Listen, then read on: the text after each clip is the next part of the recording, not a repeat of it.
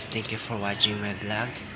So ayun, share ko lang naman sa inyo na bago tayo gagastos, bago tayo bibili ng mga bagay na para sa like nose or face or something like sa lahat ng ating katawan.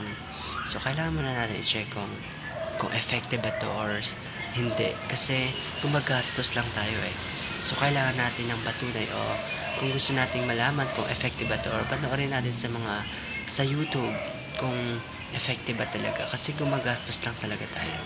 Sinasayang lang ng pera sinasayang lang ng produkto yung mga pera natin na wala namang kabuluhan. Katulad nun sa napanood ko sa Perfect Nose Left Up. So ayun, hindi naman pala siya effective, o parang nanghihinayang ako na ginagastos lang nila yung mga pera nila.